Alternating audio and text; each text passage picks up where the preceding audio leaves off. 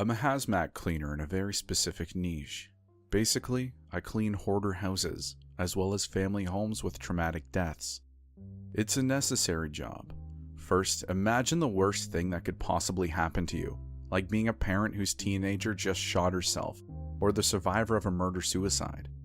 Then imagine going home after the reports are filed and the detectives are done, and having to scrub your loved one's dried brains off the walls. That's where I come in.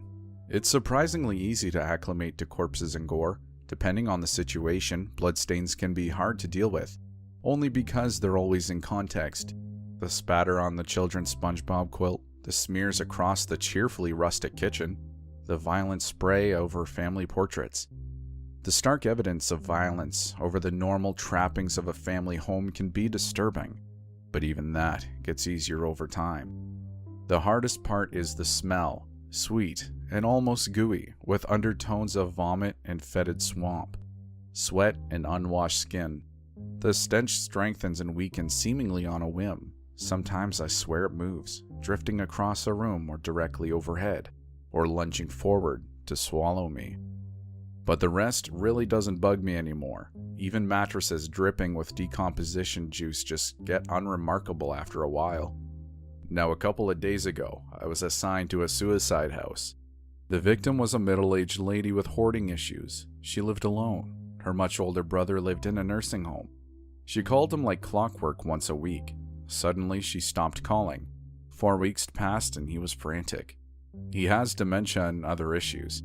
His sister was his only family, the only one other than the parish priest who ever came to visit, so he felt her absence keenly.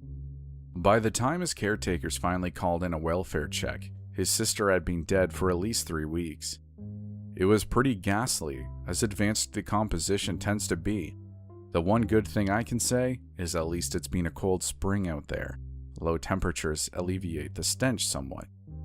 The house is a neat, narrow little 2-story with a slightly overgrown yard and a tiny grove of apple trees out back. Nothing out of the ordinary. Inside was another story. It's hard to describe bad hoarder situations. Entire rooms are overwhelmed with literal mountains of trash. Clothes and stuffed animals, books and papers, cheap gas station figurines, cat litter, dead animals, old electronics, the list is endless. And somehow, it all looks the same. Just a morass of garbage and forgotten belongings steadily claiming the house from its human occupant. This lady was no different. Treacherous slopes made from old newspapers and books filled every corner. Christmas trees, stuffed animals, dishes, garbage, pillows, and so much more filled out the rest. Claustrophobic, filthy, and foul-smelling. As cleaners, we typically just throw everything away. The filth and biohazard issues make donation impossible. If we find something valuable, jewelry, antiques, and so on, we set it aside for the estate. For the most part, though, these belongings are worth less than the trash bags we put them in. Again, this lady was no different. It took 2 days to clear a path to the back of the house, and 3 days to actually empty out the rooms. It took a full day to clear the stairs, which for some reason were literally coated with dried vegetation, and what looked like a metric ton of table salt. According to real estate information, which we always dredge up before entering a home, the second level had 2 bedrooms and an office. This is where things suddenly got weird. The bedrooms were immaculately clean, which was impossible. The entire stairwell had been packed floor to ceiling with garbage. There was no way this lady would have been able to clean up here. Even if she'd been climbing through a window every day, the entire situation defied hoarder behavior. Ignoring a sudden case of the creeps, I inspected each bedroom. While thoroughly permeated with the stench of the lady's recently removed corpse, they were utterly spotless. The paint on the walls even glistened. The office was more like it, stuffed from floor to ceiling with dead plants, specimen cases, and paintings. About a dozen taxidermy animals sat in a neat row facing the wall. It wasn't as filthy as the downstairs by any means, but it was more in line with my expectations. Due to the smell, most of the stuff, cool as it was, couldn't be salvaged. There's just no reliable way to get 3 weeks of steadily worsening corpse stench out of household belongings.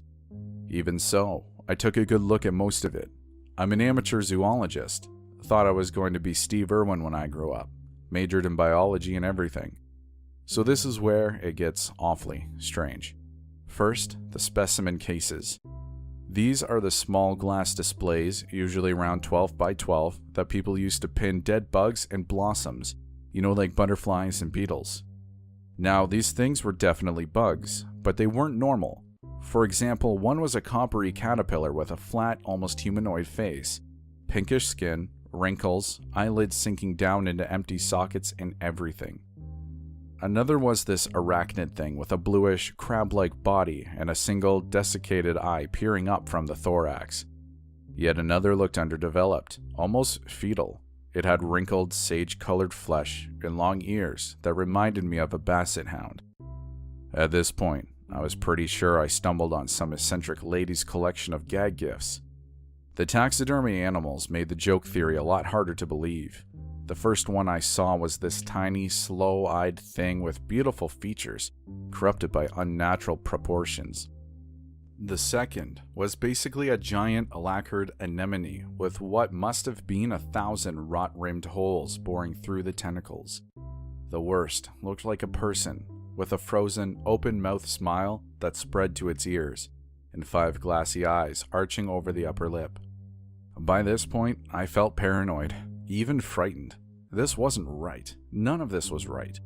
A typical hoarder house on the first floor blocked off from a pristine empty second floor? And what were these things? Sophisticated fakes? Somebody's forgotten art installation? But how did these things get up here? And how were they all so clean? Because I was no longer sure if these items qualified as garbage, I carefully sorted and stacked everything. Then I got started on the walls. Paintings cluttered every inch, literally fitting together like puzzle pieces. Most were more or less unremarkable, if cool-looking, lots of surreal landscapes and stylized creatures, which are catnip to my fantasy-loving self. But one painting in particular trapped my attention and wouldn't let go. About 7 feet tall and maybe 3 feet wide, it dominated the room. Rendered in 100 shades of green and black and gray, it depicted a misty primeval forest drenched in moonlight. Luminescent flowers sprouted along upraised tangles of tree roots. A tall, forbidding figure peered through the trees, half cloaked in soft darkness. No features, but the suggestion of strength was clear in its broad shoulders and long, sinewy limbs. A curtain of hair reflected the moonlight. I couldn't discern the color. The shadows were too deep. The lines and hues of the figure too indistinct to even begin to guess. After a few minutes, I realized all the hair on my arms was standing on end. With a huge, cathartic shudder, I spun around and pretended to survey the room, or rather, pretended I wasn't afraid. As I stood there trying to mentally reset, a draft swept the room, wet, cool, almost inviting, and after the endless odor of human rot, beautifully sweet. Trying to remember when I'd opened the window, I turned. For a long, mesmerizing minute, I couldn't understand what I was seeing. That enormous painting had come to life. Tendrils of strange leaves swayed in that chilly, fresh wind. The glowing flowers bobbed, flattening slightly against the roots as the wind buffeted them. Somewhere deep in that unearthly landscape, a high, tonal song sounded. Wordless and open-throated, I imagined it echoing off icy peaks and down below in low, swampy valleys. It made me think of forests and mountains, wild rivers and endless plains. The only thing that I couldn't picture was the creature singing the song. The figure stood silently. Only its hair moved, rippling in the wind like a banner. Then it took a long, sure-footed step forward. Moonlight glanced off its face, illuminating an impossible sharp cheekbone and a dark, cavernous eye. I bolted. I tripped down the stairs, falling flat on my face at the landing, then scrabbled up and ran out of the house. I don't even think I locked the door. I know I shouldn't go back. I don't know what that thing in the painting is. Honestly, I'm not even convinced it's real. But the thing is, I want to go back. Not because I'm fearless, far, far from it. But because I want to know more. I'm not the only one, am I? I mean, how do you look at this stuff and not ask what, why, or how? How do you not want to cross the threshold into that painting and see what's there? I don't know. Part of me definitely wants to call in sick for the next month. But part of me wants to go back, maybe even tonight. Like I said, I don't think I locked the door. I won't necessarily go upstairs or anything. I just make sure the place is secure. Before I go, if I go at all, has anyone encountered something like this? Do any of those taxidermy creatures ring a bell? I know it's a shot in the dark, but if you have any ideas, I'd like to hear them. I went back to the house early this morning. The smell of human rot still clung to everything like invisible fungus. But other than that, it was starting to look alright. The carpets still had to come up, but everything else on the first floor was done. I wasn't brave enough to go into the taxidermy room by myself. I did, however, check out the preternaturally clean bedrooms. The first was as spotless, impersonal, and unremarkable as I remembered, more like a hotel room than a bedroom. The second had a dirty plate on the bedspread and a crusty old coat crumpled on the floor. Someone had broken into the house last night, all because I'd been too chicken to go back and lock the door. Heart pounding, I checked the closet, and under the bed, nothing. Then I prodded the coat. It looked big enough to cover a person. A massive pile of brown fur encrusted with dark dirt. Handfuls of tender green shoots sprouted along the shoulders and back. I plucked one, feeling a mixture of curiosity, confusion, and inexplicable paranoia. Then I looked at the plate. Crumbles of dirt and greenery mixed with what looked like sticks, all overlaid with an odd gossamer shimmer. I leaned in, then almost immediately reared back. Long, dark spider legs and tiny translucent bug wings. Shuddering, I swept through the house for intruders. I even peeked into the taxidermy room, but found no one. The isolation and general weirdness got overwhelming really fast, so I went outside and waited. My boss, let's call him Kurt, pulled up around 7. When he saw the taxidermy animals, his exact words were, "Just fake freak show crap. The lady used to work for a circus. Guess you found her mementos." He looked the giant, hole-filled anemone up and down with a grimace. Real nice. Anyway, you're right. We'd need an appraiser. What about the other rooms up here? They have beds and dressers, I hesitated, but didn't mention the sprouted coat or spider legs. I'm not sure why. I know it was dishonest.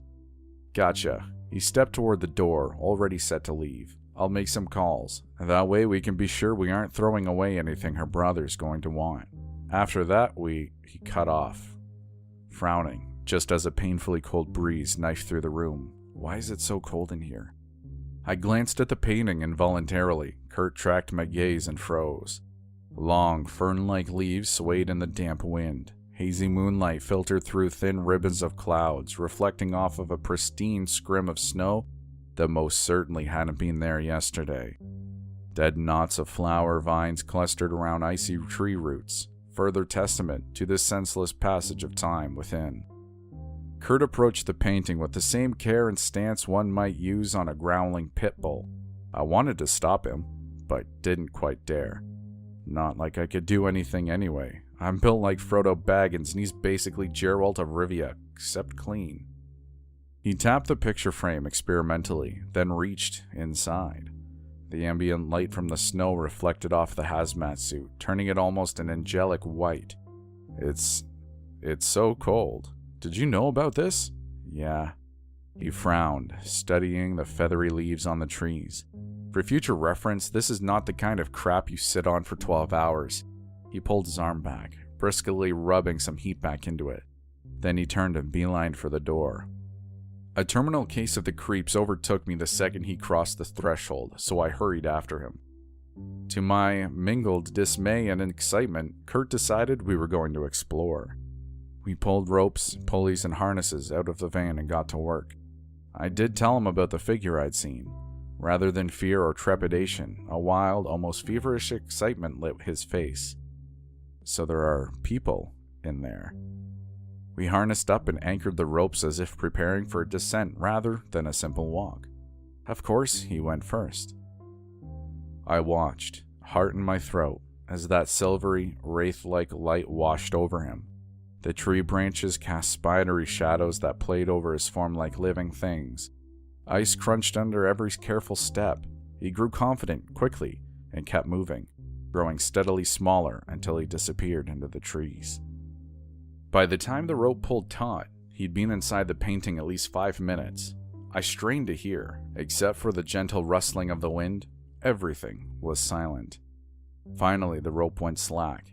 A breath I hadn't realized I'd been holding whooshed out of me. Several minutes later, Kurt's form finally came back into view, jarringly anachronistic and terribly, terribly small against the primeval backdrop. The towering forest spilled into a field of boulders, almost eclipsing him. The trees and enormous tangling roots in the foreground framed the landscape strangely. Bathed in that cold, hazy moonlight, it all looked like something out of a fever dream. Excitement coursed through me, overtaking my fear. I could barely wait for him to get back. I wanted to go in there more than I wanted anything in my life. He finally emerged, shivering, and immediately reached for a bottle of water. Mud, leaves, and a delicate webbing of moss coated his gloves. "It's cold in there," he breathed. "I can't believe how freaking cold. I can't believe it's freaking real." I clipped my harness in and we switched places. The second I stepped across the frame, I gasped. The chill was so powerfully shocking, I felt like I'd been punched. I tried catching my breath, but the stunning alien beauty of the scenery made it impossible. Everything was so much vaster inside. The boulders in the near distance were at least the size of 7 houses. Trees easily 10 times my height towered on all sides. Enormous nets of moss hung from the branches, drifting dreamily in the wind. The thought of entering that ancient forest made me shudder, so I veered to the right instead. The snowy landscape extended several hundred yards, terminating in what looked like a ridge. I walked briskly, trying to ignore a highly uncomfortable, unnerving sensation. It felt like my muscles weren't contracting correctly. It's hard to explain, but you know how whenever you breathe or take a step, everything contracts then expands? It's like I was stuck in that expanded state, like my body couldn't tighten up again, leaving everything unnaturally loose. Wind strengthened dangerously as I tromped toward the edge. The snow seemed old, possibly refrozen, crunchy, thin, and deceptively slippery. I moved carefully, steering clear of crystalline rocks and the occasional struggling sprig of greenery. I searched the sky for stars, but the dreamy haze created by the moon reflecting off gauzy clouds obliterated whatever constellations there might have been. Steadfastly ignoring the unsettlingly boneless equality of my movements, I made it to the ridge. Straight down a sheer rock slope glittering with ice and deep blue veins of crystal sat a dark valley. Nestled in the center were labyrinthian ruins dominated by a looming black pyramid. Arranged in weathered steps, it looked both inexpressibly ancient and eerily futuristic. The side facing me reflected the sky like a hallucinatory collection of enormous silver mirrors. The rest of it was indistinct shadow. It looked alive somehow, like sentient darkness masking itself in a facade of light. At the very top of the pyramid stood a tall, thin figure, face turned to the sky. Long hair whipped wildly in the wind, bright and filmy as the clouds overhead. A heavy gust of wind shrieked past, buffeting me dangerously close to the edge. I turned sharply and hunched down, hurrying back to the house. Temperatures dropped as the winds grew, and soon enough I was shaking. Ice and moon and bright snow mingled together, creating a glistening, dreamy atmosphere. Tree branches groaned as the wind tore their delicate nets of moss away. Somewhere in the distance, opposite the pyramid, that strange atonal song echoed. My bones and muscles felt looser than ever. The vibrations from that voice coursed painfully through my body, and for a few delirious moments, I was afraid the frequency would rupture my insides. Finally, the warm, mundane glow of the taxidermy room appeared among the trees. I caught a glimpse of Kurt's face peering around the edge, and I rushed inside. After the bitter chill of the painting, the room felt dangerously, oppressively hot. "What did you see?" Kurt asked. I described the pyramid as best as I could, as well as the slender, long-haired giant gazing at the clouds. "What about the thing making that sound?" The song continued to echo in the distance, brimming with emotion I felt too insignificant to comprehend. "Did you see it?" "No." Kurt started pacing, all the while staring nervously at the painting all the while. Have you put all these things on the manifest? Yeah. Redo it. Take it all off. Kurt, what? What's your solution? You really want to put all this crap up for auction? Don't know about you, but I don't want to end up shot by the freaking men in black. He paused and took a deep, shaky breath. Tell you what, I'll take care of the manifest. That way nothing's on you. All you have to do is keep your mouth shut. We're done with this house in a couple days. Then you don't have to worry about it anymore. Panic and anger exploded. No! You don't get to take it! His eyebrows crawled all the way up into his hair. My insides instantly withered, but I held my ground. I found this painting. I could have stolen the damn painting, and he wouldn't have been any the wiser. He didn't get to steal it from me. Kurt's expression smoothed, and to my surprise, I saw a hint of relief. Not like I want to do it alone, kiddo. You looked scared there for a minute. Thought you didn't want anything to do with it, that's all. Well, I do. Good. He peeled his gloves off and absently scratched his palms. We'll leave it here till we clear out on Thursday. Give ourselves some time to figure out what to do with it. Sound good? Yeah, I answered, because there was nothing else to say. We spent the rest of the day pulling up the carpets downstairs. He wasn't scheduled to help me today, but he understandably wants the house clear as soon as possible. I'm not complaining. At this point, it looks like I'll be getting paid to explore an alien world. Kurt cut the day short after developing a pretty ugly allergic reaction to the filth under the carpet. Even with the hazmat suit, he ended up with huge hives spreading from his fingers all the way to his elbows. I wanted to stay and finish it, but he didn't want me alone with that painting. That's fair enough, I think. On the way out, I asked to spread fresh salt along the stairs and sheepishly told him why. He made fun of me for believing superstitious bullcrap, but let me do it. Honestly, I'm glad Kurt knows, and I'm relieved he's taken the lead. Having someone else in charge makes this less frightening and more exhilarating. I'm scared, don't get me wrong, but for the first time in my life, I can't wait to see what happens tomorrow. Last night I had strange nightmares. Elegant men with decayed faces and beautiful women in jewel-encrusted bull headdresses. Towering horned shadows and spidery monstrosities with wet, rotten flesh swinging from their bones.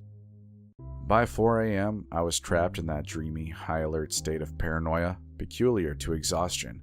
Sleep wasn't a possibility, and it's not like I was eager to welcome more nightmares anyway.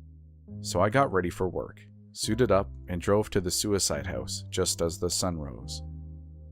I ripped up the last of the downstairs carpet and hauled it outside, struggling to ignore a sense of feverish, almost overpowering excitement. Terrified as I was, I couldn't wait to re-enter the portal. The anticipation was almost painful. The only thing keeping me from hurtling in there on my own was cowardice. Kurt still hadn't arrived by the time I finished the carpet, so, mindful of the squatter issue from yesterday, I checked the upstairs bedrooms. One was normal, as expected. Heart lurching, I tentatively opened the second room and froze. Tentacles of vines draped the walls and clotted the bed. A cool, earthy scent permeated the air, reminding me of wet woods after a winter rainstorm. Morning light filtered through the leaf-covered window, infusing the room with an eerie green radiance. In the corners and under the bed, clusters of half-open blossoms glowed faintly in the dim. I stepped inside, jumping when something crunched underfoot. A vine had snapped. I kneeled down to have a look. The dark stem bursts with leaves, furled blossoms, and long, wicked thorns. Silvery drops of resin seeped from the broken stalk. Carefully avoiding the thorns, lest I tear my suit, I strode to the window. Greenery coated everything, masking all but the faintest hints of furniture. Unbidden, I thought of where the wild things are. That brought to mind the fiery, sprout-covered coat I'd seen yesterday. I found it by the bed, covered in a mound of greenery. I gingerly tore vines away, grimacing as clumps of filth-caked fur came up too. Pretty soon the coat was in tatters. The vines had wormed through and separated it to the point of ruin, and before long I found myself holding patches of fur and tanned, brittle hide. I pulled up the last few pieces, working it free of the stems and thorns, when something shifted. It rolled under the vines, rustling the leaves and flowers as it went. I reached for it. I was so short my fingertips barely grazed the hard, rounded surface. With a careful, calculated strain, I hooked it with my thumb and pulled it out for inspection. It was a skull, brown and uncomfortably soft, with a massive snout and no eye sockets. Disgust and panic subsumed me. Before I could think, I tossed it into the corner and stood. It took all my willpower to leave the room slowly. The only thing keeping me in check was the certainty that the thorns would shred my suit if I wasn't careful. Fighting off a shudder, I finally exited and decided to check the taxidermy room. I pushed the door open, half expecting a pile of thorny plants to tumble out. The window here faced away from the sun, leaving everything shrouded in shadow. Even in the darkness, something felt terribly wrong. I studied the room for several tense moments before it hit me. The taxidermy animals. Yesterday and the day before, they'd be neatly arranged against the north side of the room. Now they stood around the portal, facing the door. The five-eyed humanoid with the wide mouth took pride of place. Positioned directly before the painting, the long-haired figure had returned to the frame. It rested on its haunches, poised like a sprinter about to take off.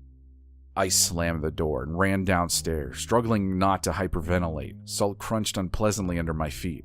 The way the house trapped the thick, syrupy morning light reminded me of my nightmares, all shades of orange and gold and red. I ran outside. The door clattered loudly behind me. Across the street, a blonde neighbor lady stopped and stared. I avoided eye contact and pretended to busy myself with the equipment in the van.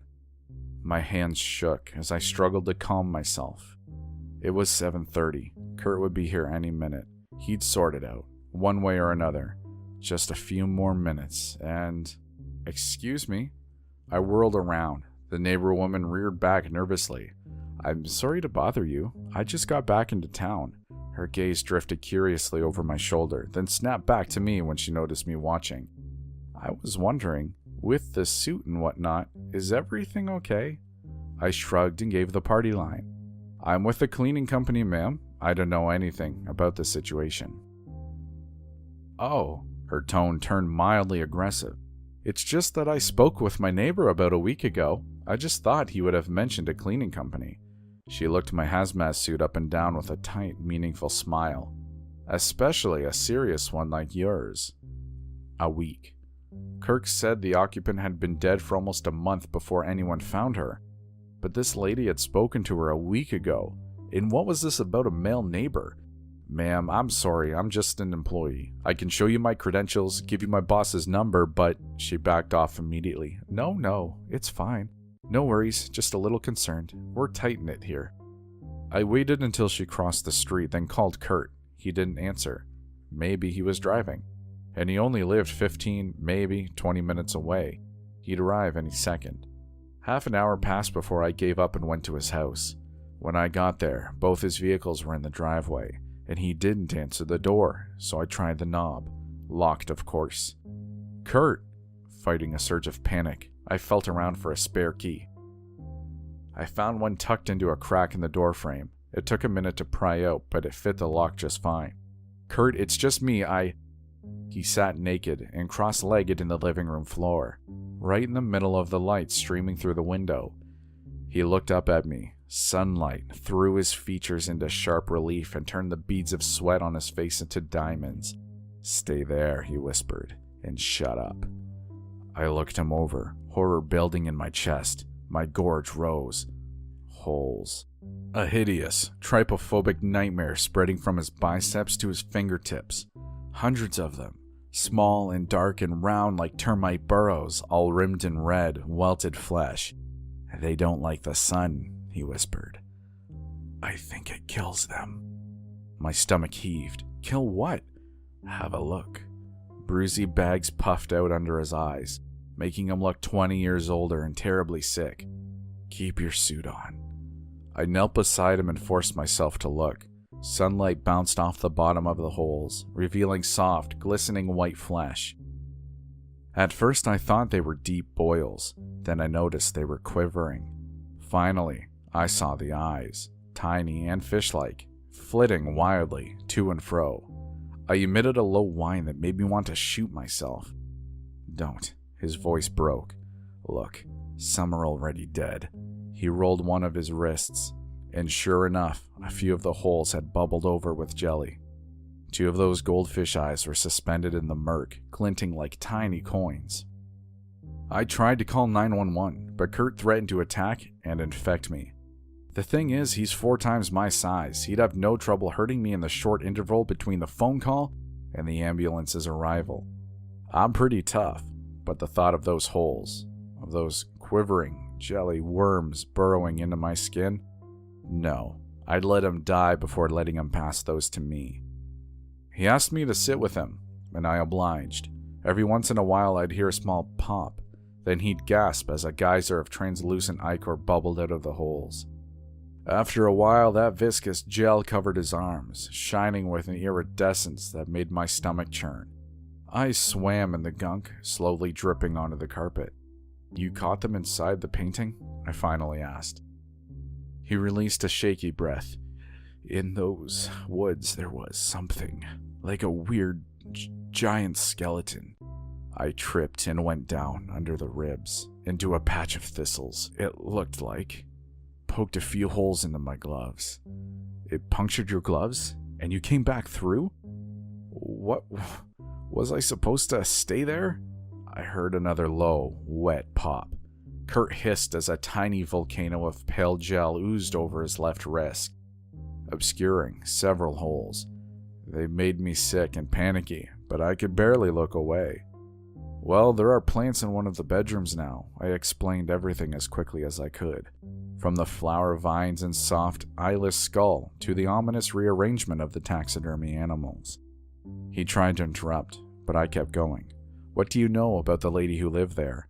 Nothing, he answered calmly. But for just an instant, his face flickered. Really? Because a lady from across the street came over and told me her neighbor is very much alive. I stood up. He followed suit, grimacing only slightly. Where are you going? To the office? My throat was painfully dry. I'm going to find her brother's information. Without thinking, I bolted for the door. He caught me easily, hand tight as a vice around my elbow. Jelly and glittering eyes smeared my suit. You're not going to tell anyone. Then tell me what's going on. Okay. He dragged me back to the living room and threw me on the sofa. That house is mine. 1,000 horrifying conclusions ran through my head. But the lady who lived there was my wife. So this is more or less what he said.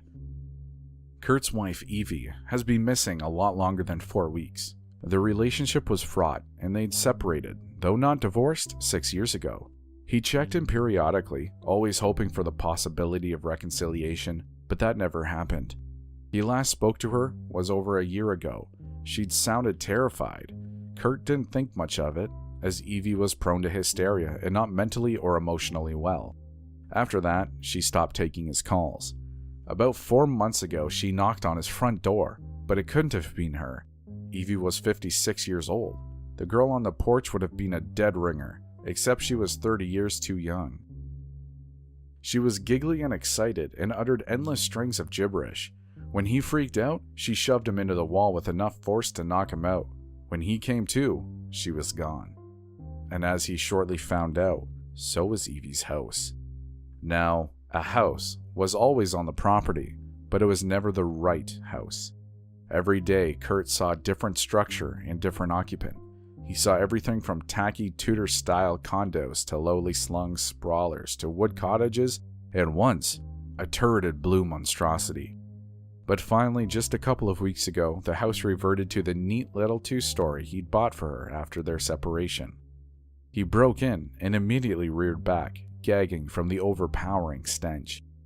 He found her sprawled on the living room floor, liquefying corpse slowly bonding into the carpet. When he checked the house afterward, even going so far as to use a ladder to peer into the upstairs windows, he found nothing strange. Certainly no taxidermy monstrosities or trans-dimensional portals. The house hasn't changed since, but the weird specimens and awful painting appeared recently. He's afraid this means the house is about to disappear again. Fine, just freaking dandy. Why the hell did you involve me? I snarled. I couldn't go in there after seeing her like that, he answered quietly. I sense deception here, maybe an omission, maybe an outright lie. I couldn't tell, and didn't have the presence of mind to pin him down on it. Instead, I angrily blurted, "Why did you tell me she worked for the circus?" She did. The house is the circus. So I don't know if you know this, but circus has a definition other than the clowns and elephants variety. A circus is a sort of open public space where several avenues converge. Circuses have been the crux of his last phone conversation with Evie. She sobbed that she was tired of the circus, that the circus wanted too much, that she no longer knew what to do with the circus. So what's the goal here? I made my voice deliberately callous. You own the house. Why don't you just burn it all down? Because, he cut off, hissing. A series of unwholesome pops filled the room. Fluid erupted from a dozen holes in his arms. He grimaced. Because that girl, whatever she was, wasn't my wife. She was too young. I think Evie might be alive. In the painting? Through the portal, he corrected. He spread his arms. A rain of jelly pattered to the floor.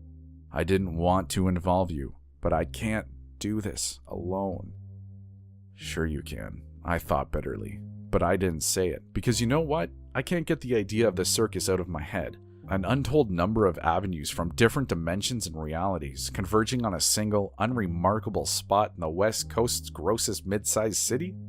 In that bitterly cold, beautiful world full of luminescent moonflowers, and the trees draped in breathtakingly intricate nets of moss.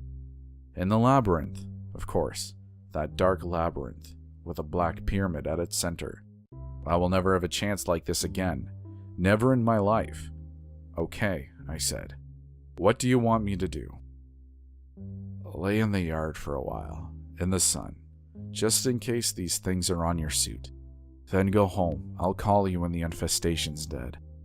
I did as he said, lingering in his yard till sunset. I checked on him one more time, still stretched on his living room carpet, squeezing fluid from those sickening holes, and went home. I've been waiting for him to call ever since. I hope his infestation's done. I know I have a lot of other things to worry about, but I can't stop thinking about those holes in Kurt's skin. It's great that sunlight kills them, but I'm scared of what will happen in the dark.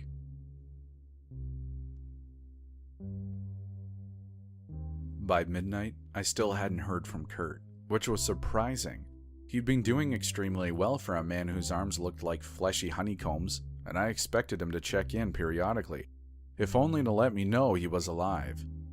It occurred to me that I was expecting too much. Under the circumstances, it's been easy to forget that I'm his employee, not his friend or anything else. My impatience probably seems ridiculous, but the drive to learn, know, understand, and seek is all-consuming. The prospect of exploring a new world is overwhelming. I want an adventure so much. It's what I've wanted my entire life. Then there's Kurt. He's a good guy, and I care about him probably more than I should. I want to help him. And feelings aside, I have no way to explore this new world if Kurt dies. So around 11:30 on Tuesday night, I decided to go check on him. I opened my door only to find myself face to face with a stranger. It was a woman, copper-eyed and terribly pale, with a choppy, tangled mess of black hair. "Chris," she whispered. "Yes," I said automatically. "Kurt's at the circus," she said. "He needs your help." I trusted her for a second before every alarm in my body went off. I tried to slam the door, but she struck forward and wrapped cold fingers around my wrist. The second she touched me, her pallor warmed into a heartbreaking peaches and cream complexion. Dull eyes brightened and dirty hair turned smooth and thick. My own fear and panic evaporated, replaced with a single-minded objective: help Kurt. I drove to the house with this stranger. The car didn't agree with her. Within moments she was whimpering and vomiting, but I was so focused on my goal that she barely registered. When we got there, she grabbed my hand and walked me to the second floor. "You're the only one allowed inside." Strings of vomit glistened on her chin. She pointed to the vine-choked bedroom. "In there."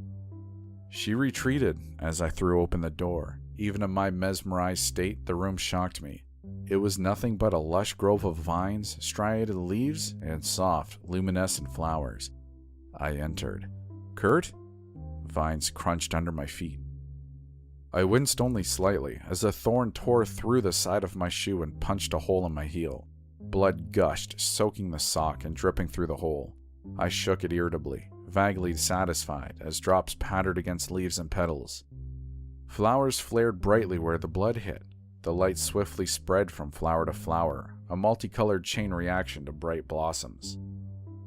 A shadow shifted in the corner. Relief flooded me, and I ran over. "Kurt, are you okay?" The figure reared up. Glowing flowers illuminated an eyeless head that might have been bovine were it not for the teeth. I thought of the coat, that strange fur coat full of dirt and sprouts. Not a coat, a skin. But it had been dead. I'd seen and touched its skull. I'd pulled its hide to pieces. How was it alive? The creature lurched forward. Woody vines snapped under massive paws. Long and lupine teeth reflected the eerie light of the flowers. I turned and ran, slamming the door just as the creature pounced. It hit the door with a bone-shaking crack. I darted toward the stairs, stopping when I saw the girl. No longer whole and healthy. Not even human. Leathery skin cascaded from her limbs, lumping and folding over itself. Her head was wide and flat, with 3 enormous eyes and a suppurating snub nose.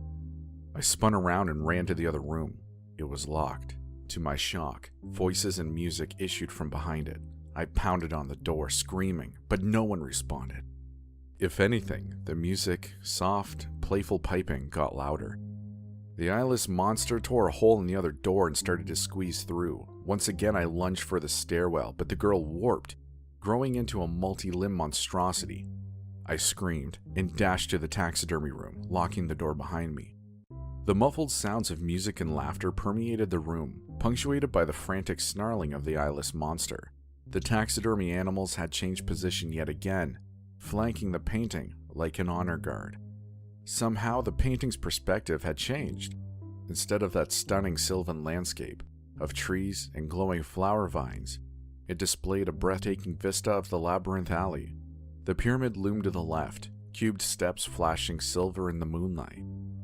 A warm breeze drifted from the painting, carrying strains of that alien song and the wet green scent peculiar to lush summers. Summertime, but yesterday that land had been in the throes of winter. What was going on? The monster crashed into the door, breaking my reverie while sending an explosion of splinters across the room. Without thinking, I ran into the portal. Humid, sweat-smelling air enveloped me. Soft tangles of grass and wildflowers carpeted the ground. Finally, I noticed the pain radiating from my punctured foot. My entire shoe squelched with every step, making my stomach churn. The pyramid towered nearby, ringed on all sides by a maze of massive walls. Awestruck, I started to slow down just as I heard a heavy, thudding gallop. I looked over my shoulder and saw the eyeless creature tearing through the grass. It ran low to the ground, long snout stretched outward. I sprinted toward the labyrinth and veered wildly to the right. An unbroken expanse of wall curved as far as I could see. Even through my fear, I marveled at it. The walls were smooth and richly dark. Carvings covered every surface, a mixture of unrecognizable characters and hieroglyphs. Finally, I saw a light ahead, soft and soothing green. It reflected off the walls like a beacon. Grimly ignoring the galloping monstrosity behind me, I put on a final burst of speed and ran to the entrance. The eyeless thing caught me just as I crossed the threshold, batting me down. I squirmed away, heedless of the sharp undergrowth prickling my skin. It caught me easily and swiped. Burning pain subsumed my wrist, followed by a cascade of slick, wet heat. The light erupted all around me, the flowers again blazing to life all around me. I cradled my injured wrist, shivering as blood streamed over my fingers. The monster thrust its snout against my throat. For a terrible instant, its teeth pressed into the soft skin. Then it pulled back, leaving a cluster of fur and sprouts in the hollow of my throat. I curled to my knees, sobbing, and scuttled away. The pale light illuminated it fully. A broad, bony crest lay atop its long snout, creating a sharp angle that somehow looked inorganic. Thin, brittle skin stretched painfully over its skull, splitting apart in several places to reveal the bone beneath. It didn't have enough flesh to cover its teeth or gums, resulting in a perpetual snarl. Its head was enormous, far too large for its low, muscular body. It tried to raise its head, but couldn't. The snout lifted several inches before plummeting back into the earth. The monstrosity retreated suddenly, disappearing into the tall grass as a shadow swept across me. I turned around, already knowing what I would see. Sleek, long hair shone like glass. Inhumanely sharp planes created an angular, hypnotic face that was equal parts breathtaking and horrifying. He knelt in front of me. I kicked away, feet tangling in the long grass, but he grabbed my hands and pulled me closer. His skin glimmered strangely, moonlight and iridescent, comprised of a delicate overlapping pattern that reminded me of scales. He inspected my wound, iron grip pressing down to the bone. Then he pressed my wrist to his forehead, smearing my blood all over his face. Somewhere in the labyrinth, a throaty, atonal song began to echo. Finally, he brought the gash to his mouth and sucked.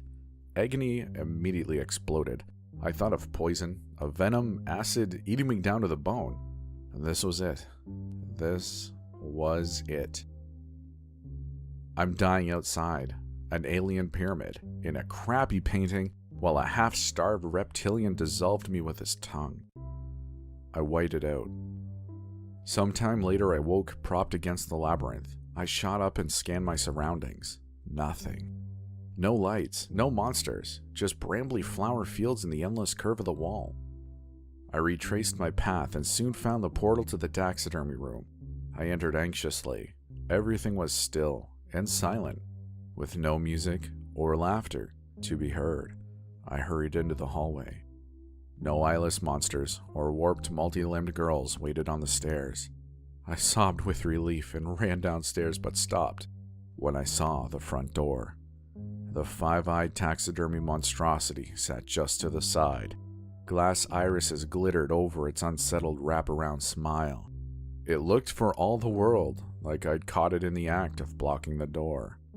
Those relieved sobs morphed into frightened crying, but what was I supposed to do?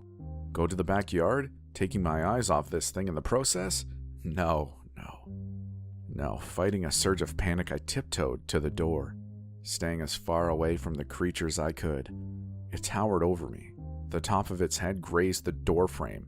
Had it been that big before? I couldn't remember. With a choked gasp, I opened the door and ran out into the night. I expected it to follow, but I reached my car safely. I thought immediately of Kurt. The wrapped girl had used him to lure me away. Maybe this meant he was dead. Maybe it meant something even worse. I had to know either way, so I drove to his house, struggling to suppress visions of limbs so full of holes they split apart. When I pulled up, I saw all his lights were on. I got out of the car, almost laughing with relief. That relief soured when Kurt opened the door. I stopped in my tracks. He looked unwell. His hair lay slicked against his scalp and his skin glistened under the porch light. My stomach clenched, but I approached anyway. Kurt, sorry for stopping by this late. He shushed me and beckoned. His movements were slow, almost clumsy. Where have you been? He whispered. I've been trying to call you all freaking day. My skin prickled. Why? Are you okay? Just come inside, he hissed. Now. An imaginary itch, dirty and pervasive, dreamed its way across my skin. But it wasn't enough to stop me. None of it was. Not the portal or the pyramid. Not the eyeless monster or the long-haired man. Certainly not Kurt or the deep, burrowing holes in his arms. So I went to him. Up close, Kurt's wet skin looked painfully weird, far too smooth and almost slimy, like he'd coated himself in a thin layer of Vaseline. In his arms, the holes were gone. Whole, unblemished flesh not only healed but completely regenerated. I slowed to a halt, unwilling to march up those steps. I couldn't believe what I was seeing. Instead of the usual brown, his eyes looked coppery and somehow multifaceted. They weren't Kurt's eyes. With horror, I realized they weren't even human eyes. 100 tiny, shimmering discs composed each iris, the eyes of the parasites that had burrowed into his skin. Parasite Kurt smiled. "Are you scared?" My knees felt watery and terribly weak. My car was close, but would I be able to outrun him? Would I be able to run at all? Kurt's shoulders heaved and he started to chuckle. Then a voice, his voice, came from both inside the house and from the body in front of me. "I'm scared too, but holy crap, come have a look." Kurt, pale, sick, exhausted Kurt, appeared behind his shiny doppelganger. They laughed in tandem, then waved me inside. Shiny Kurt's movements were clumsier and lagged slightly, but there was no doubt about it. They were moving together. I tried to run, but my knees gave out and I fell instead. Shiny Kurt helped me up, in the process leaving a glistening handprint of film on my arm. "Come inside," he repeated. One Kurt is scary enough. With two, I had no chance of getting away, so I followed his parasite doppelganger into the house. "What is this?" I asked. Kurt grinned, with a surge of nausea. I noticed that his arms remained pocked with dirt, inflamed holes. The sunlight didn't kill them. It made them grow. An unsettled mixture of fear, disbelief, and irritation rattled my already shot nerves. "Your parasites grew a new you, and you're happy?" "I can control him." Kurt threw his arms into the air. A fraction of a second later, Shiny Kurt followed suit. "I can speak through him. I can see through his eyes." He ran his hands through his hair, laughing triumphantly as his doppelganger did the same. "He's me. Another part of me." "Okay, Kurt, this isn't... What if there are more inside you?" "There aren't any more." His certainty gave me a chill. For the first time since this started, I wanted no part of it. They're all him now. Somehow I talked both Kurts into sleeping. It's been several hours now. I'm worried about Kurt. The holes in his arms look infected. Even worse, I lost a lot of time. I last spoke to Kurt Tuesday afternoon. It's now Thursday evening. An entire day passed while I was in that portal. That doesn't make sense at all. According to the way the seasons change in the painting, time passes more quickly there than it does here. As for the injury inflicted by the eyeless thing, it looks alright. The edges are too pale, with an iridescent sheen I can't think about for too long. I can't think about Kurt either, really. I've tried to sleep a few times, but whenever I drift off, I hear the faint sound of that piping combined with the atonal singing I heard in the labyrinth. Every time I wake up, I have to fight the urge to return to the house, to that portal.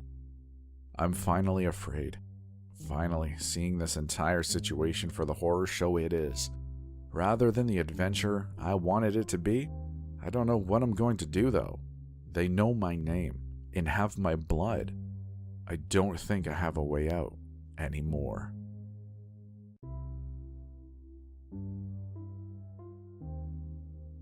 Kurt has a closet full of sprouts and human bones. I found it by accident the other night, after he and his parasite doppelganger fell asleep. It looked like a shrine. Tangles of vines coated the walls, competing for space with glossy, striated leaves, and those luminescent night blossoms. The bones were suspended from the ceiling. Vines snake through sockets and ribs, hoisting them up as effectively as a harness. Sprouts cover everything like confetti. Unlike the flowers, they're dead, whole but dry, fragile, and crumbling from root to crown. I reached out to touch them.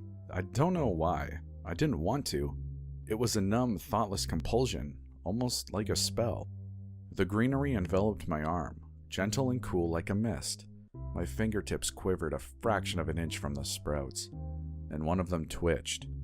Dry matter plumped and darkened, growing into a rich green shoot with lush leaves. The root snaked upward. At the bottom I saw an eye, small, round, and metallic, like that of a goldfish. I reared back and slammed the door, then obsessively scanned my skin for sprouts and eyes. I heard footsteps coming from the living room. "What are you doing?" Kurt's shadow preceded him, stretching over the wall. "What's in there?" I screamed. "Evie," He halted in the mouth of the hall. Bruisey shadows and painful hollows marred his face, making him look horrifically sick. The real one. What do you mean, the real one? The body I found in the house wasn't her. It was the younger copy, the one I told you about. He motioned vaguely to the living room, to his parasite twin. More like him than anything, but not quite. He rubbed his neck fretfully. I'll tell you what I know. Come into the kitchen. I did as he said and sat at the table while he clattered around, trembling. He threw on a pair of yellow dishwashing gloves, then brewed tea and put together a plate of cold leftovers. He sat both in front of me and took a seat at the opposite end of the table. Only when I started to eat and drink did he speak.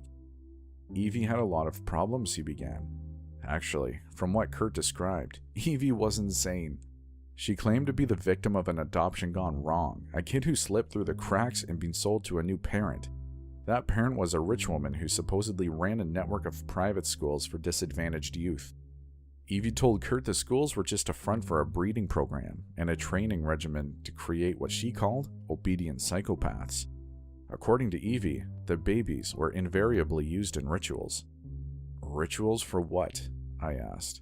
To create circuses, he answered, among other things. Evie told Kurt all about circuses basically from day one. A circus is a locus, a place where several planes of reality converge.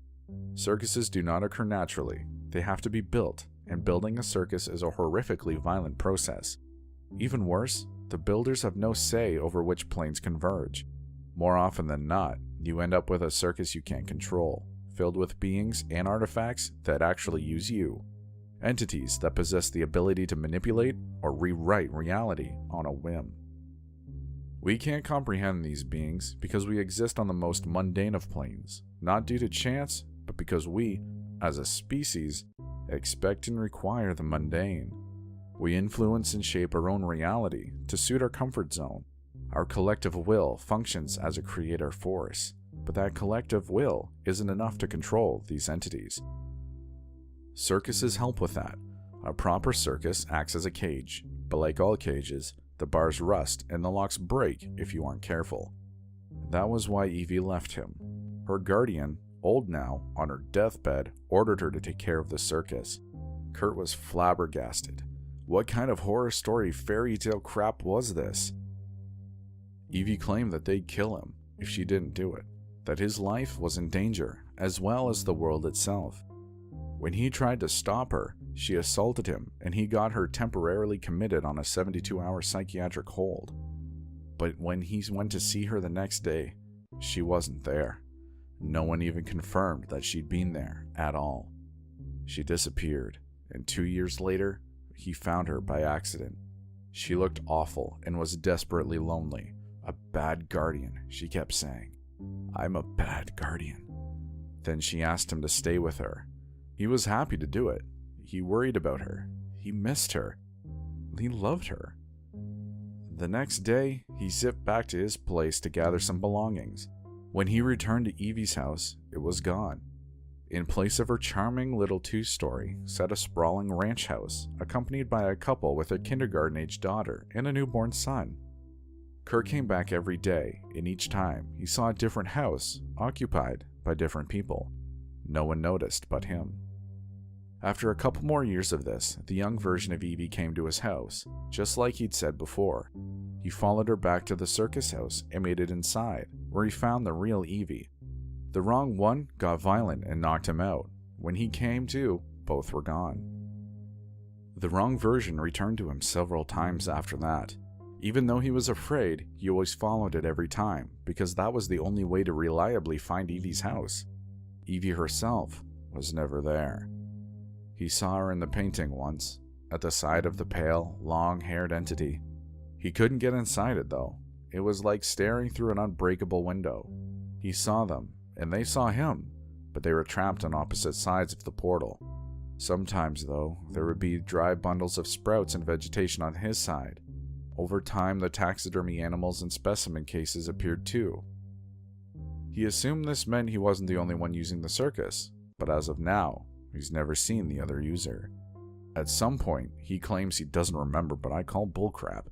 He found out the sprouts are regenerative. All the plants from the painting are, in some form or another. They bring dead things back to life. Sometimes they create life from nothing. Sometimes they transfer life between creatures. On his very last visit with Wrong Evie, he once again saw the real Evie in the painting, dismembered and flayed to death just beyond the threshold. The barrier was gone. He ran in and cradled her. She was still warm. Wrong Evie followed him in and laughed. In a rage, he killed her and left her in the house. Then he packed up the remains of real Evie and took her home. He coated her with sprouts and vines. He's been waiting ever since. Then why the hell do you think she's still in that painting? I demanded. Because she is.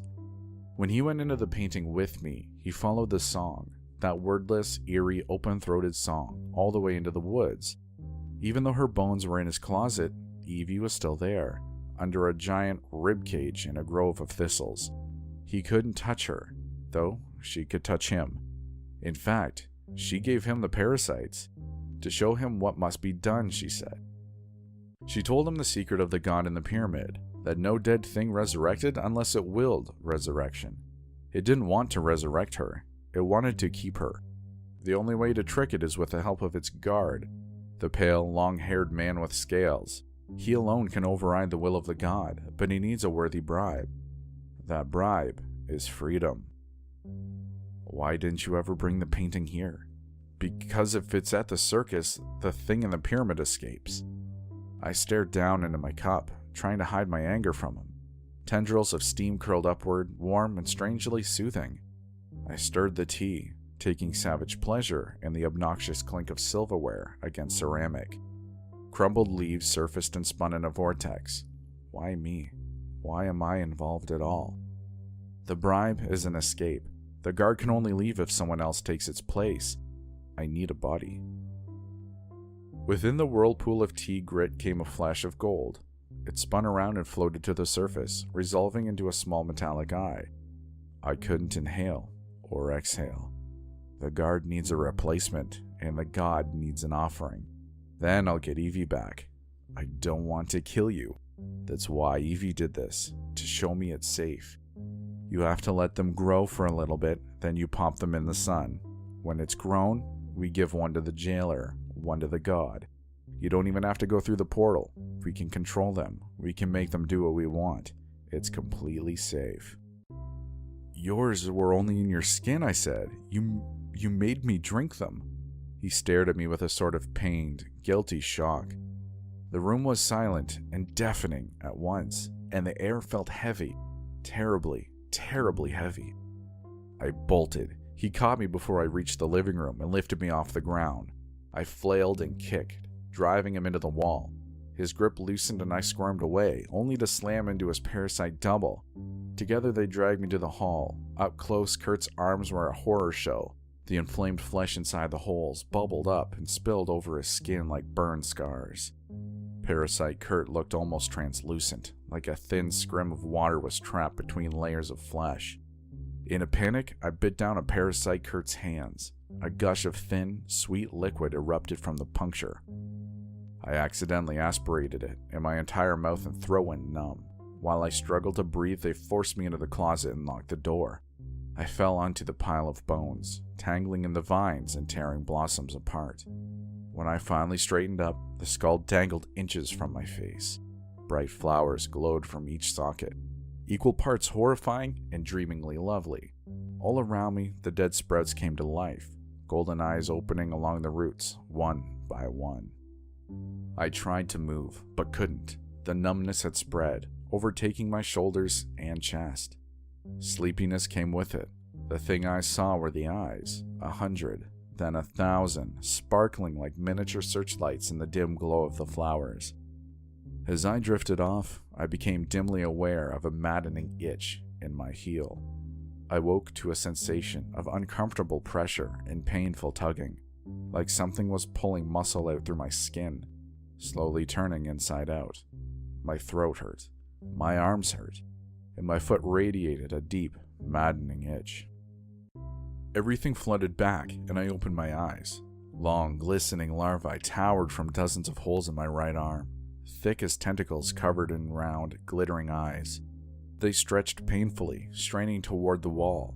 Little pockets of my swollen tissue stretched with them, tenting along the base of each larva. I threw up.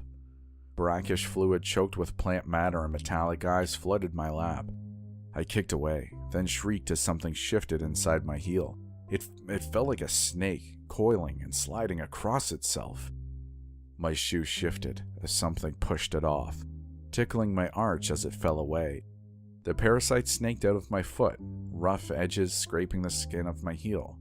A sparkling serpent reared up like a cobra. Rippling fins propelled its narrow body upward. Bright blue eyes glittered from its sides, glinting like crystal in the dimness. After regarding me closely, it darted upward and wove itself into the ribcage.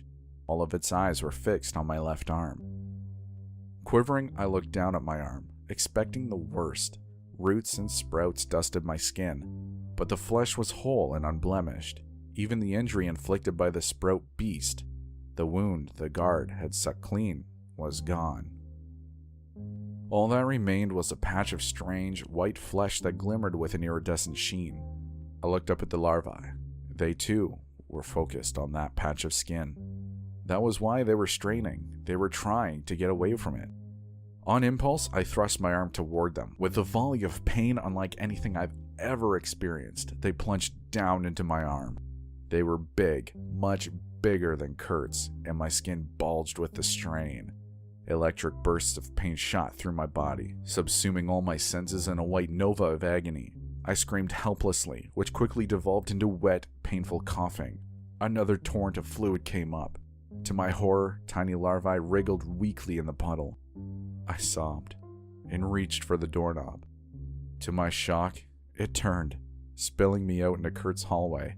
Soft, midday shadows cloaked the hall, but I saw clear, clean sunlight streaming into the living room straight ahead. I tried to stand, but my legs weren't strong enough. Sobbing weakly, I crawled to the living room and collapsed in the light. Both Kurt and his double were gone. The house was quiet, enveloped in that soft, stuffy stillness peculiar to hot days. I writhed miserably, weeping and screaming as my larvae erupted.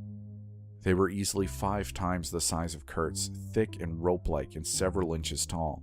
Even worse, they made noises. Keening, high-pitched shrieks that seemed to slice through my head. I coughed, helplessly, the entire time. Stomach and lungs expelling incredible amounts of dark fluid. Roots, sprouts, and weak parasites came with every expulsion. It smelled sweet, almost tropical, with hints of citrus and flowers and warm rain. The larvae were too large to simply explode. Instead, they ruptured, swelling and splitting like overcooked sausage and spattering everything with thick, translucent ichor. Had I been physically capable, I'd have crawled out of the light just to escape the pain. But between the endless coughing and weakness, I was as good as paralyzed. Eventually, I faded out. A sensation of warm heat and softness woke me up after sunset. I turned over. Something squelched under me, thick and damp like jelly. I sat up and found myself wallowing in a pool of exploded larvae. Strings of their tattered skin trailed from inflamed holes in my arm, reminding me absurdly of seaweed. Their eyes lay everywhere, glinting dully in the dying light. My foot twitched. Whimpering, I looked up as the serpentine thing snaked out of my heel. The skin around it was baggy and pale like a blister. The serpent darted over the massive jelly, picking out the eyes and eating them eagerly. Stomach lurching, I glanced at the holes in my arm. Pus rimmed the edges, paleness contrasting with the furious, swollen red. Each pit bored downward like a honeycomb cell. At the bottom of one, I saw a quivering mass of tissue studded with small eyes. Altogether, I counted 10. 10 ruined pits in my skin glittering with fresh larvae. They're growing back. I tried to pull the rippling snake from my foot, but before I could touch it, it burrowed deep. I swear I can feel it curling around the bone. Maybe that's why I'm weak. It's damaged the tendons and muscles. Breathing, it isn't easy. Each inhale is ragged and thick. Soreness radiates from my ribs and down to my stomach. It's more larvae. They're inside me. I know it. I have to go back to the house because my only hope is the guard. Kurt said he needs a body as a bribe. That's fine. I've got my own slippery doppelganger growing. The larva jelly is bubbling up before my eyes, slowly resolving into a copy of me. If it doesn't want a doppelganger, I can always give it Kurt. Even now, after all the lies, I feel for him. I really do. But if he wants his wife back, he has to pay the price himself.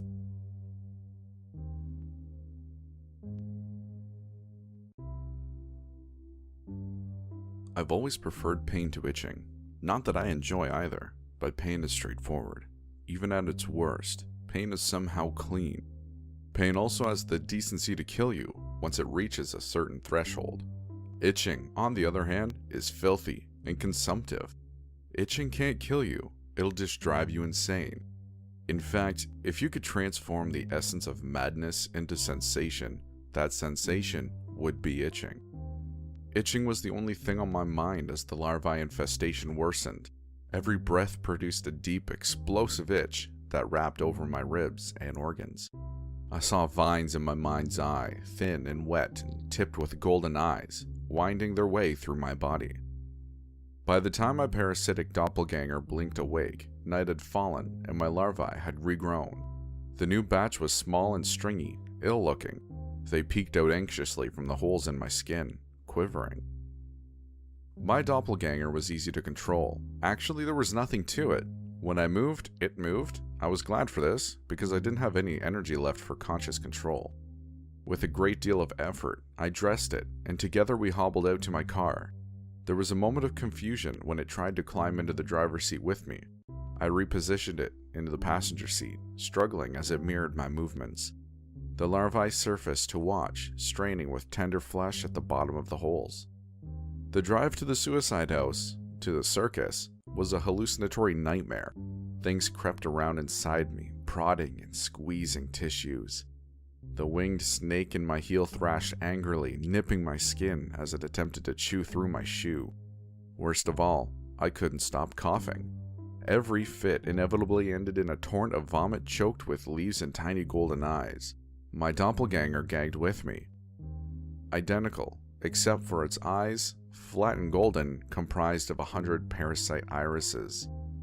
After what felt like an eternity, I reached the circus and led my doppelganger inside. The living room had transformed into a grove, vines and glowing flowers covered every surface. In the corner, dimly lit and illuminated by the blossoms, sat the enormous anemone.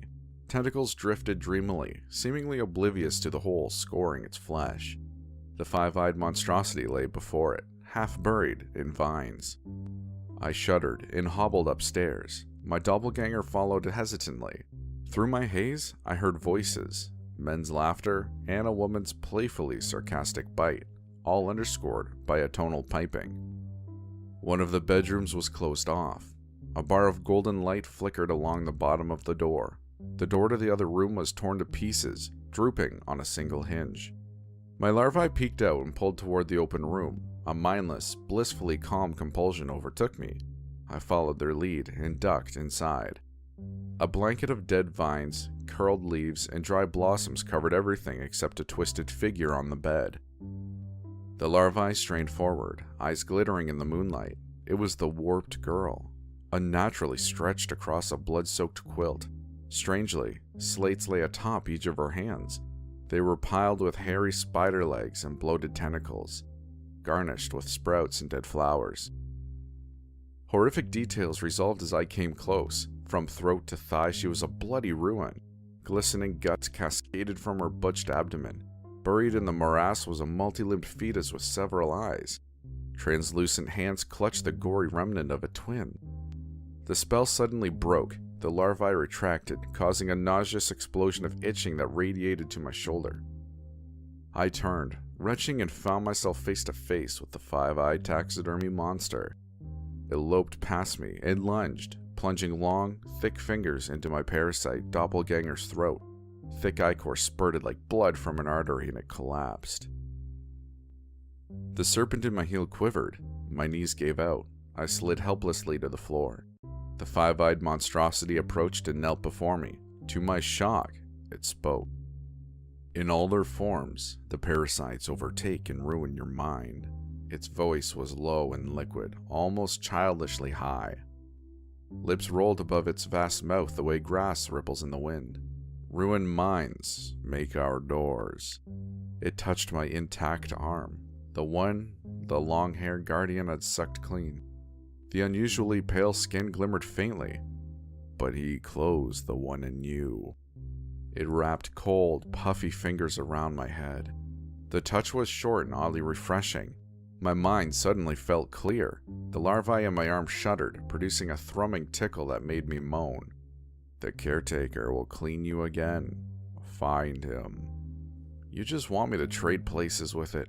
Painful hysteria built in my chest. Something like pity crossed his face. The caretaker captures and releases charges at will. You were released once. You will be released again, though the vines will otherwise. Its eye skated over my honeycombed arm. Your friend, the madman, wants you to take the caretaker's place, so that you will release his wife. He will confront you. He surrendered to the vines. You may not recognize him. It looked meaningfully at the warped woman. She did not. Hysteria and horror continued to build, twining together like vines. Go, it said, or I will make a door from you. I tore into the hall, past the room where the men laughed and pipes echoed, into the taxidermy room. The specimen cases were broken and empty. No taxidermy creatures remained, and the paintings showed only empty backdrops. Forests and beaches, rocky canyons and golden fields, luxurious bedchambers and blood-stained dungeons. In the center hung the familiar moonlit landscape. I ran through, gasping as deep cold settled over me like a blanket. The familiar, wordless song, beautiful, yet so very close to screaming, echoed over the plains. I veered toward the slope. The pyramid came into view, a cubist masterpiece of blinding silver and unfathomable darkness. Low veils of clouds hung to the top like a gathering storm. Itching ran along my bones as larvae shifted. I hurtled toward the labyrinth, dodging thorny vines and treacherous burrows half hidden in the brittle grass. My intact arm glimmered strangely on my periphery, milky and too smooth. It frightened me in a way even the larvae could not. I sped up, grimly ignoring the serpent writhing in my foot. Pale light guided me to the labyrinth's entrance. As I approached, I heard a low, resounding thrum. The ground vibrated, and a chorus of horns echoed through the night. To my shock, glittering beetles erupted near my feet and flooded across the grass. Other creatures followed, antlered hogs and primordial cats, giant toads, tiny foxes with billowing clusters of tails, and more.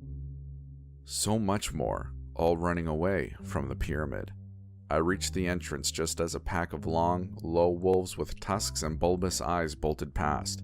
6 winding paths flanked a marble promenade that led directly to the pyramid. Horns and wordless wailing echoed off the black walls.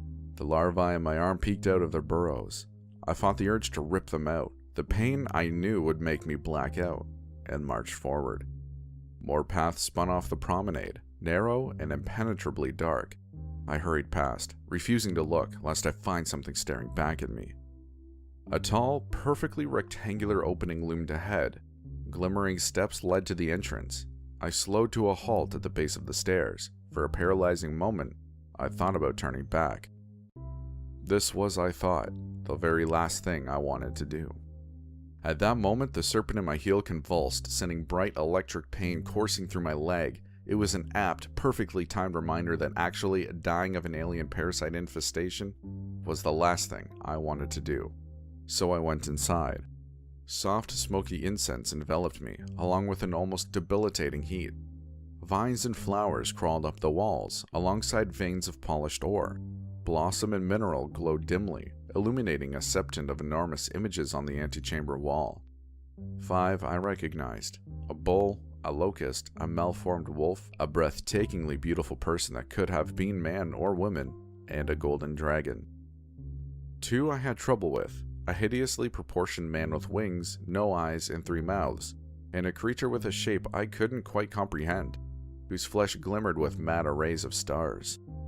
A sharp chorus of laughter echoed through the chamber, indulgent and somehow cruel, followed by a bone-rattling roar. I spun around, anxiously looking for the door, but only saw another set of 7 images behind me. The laughter grew abruptly, both in volume and glee. My arm itched, my feet ached, and a terrible, pulsating pressure built in my chest. Breathing suddenly became impossible. A moment later, I felt it, long and wet, slithering up my throat. I gagged, tongue rolling back and touching the tip of a vine. Those strange, towering images swam before my eyes.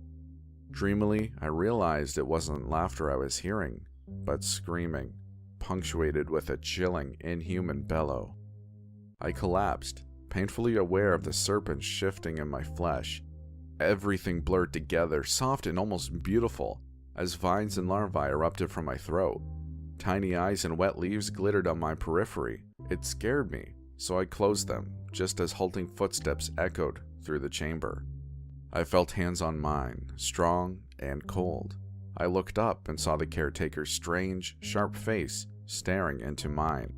One of its eyes had ruptured, red, swollen, and unwholesomely bloated. Horror and hope suffocated me along with the vines as the guardian lowered its mouth to mine.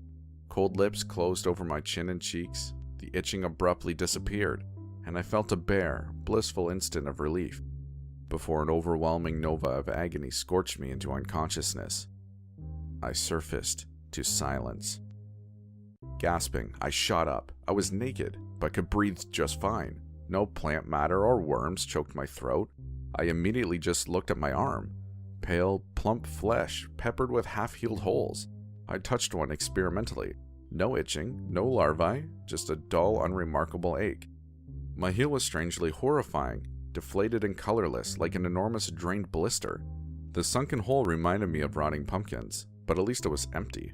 No serpent, no larvae, and no vines.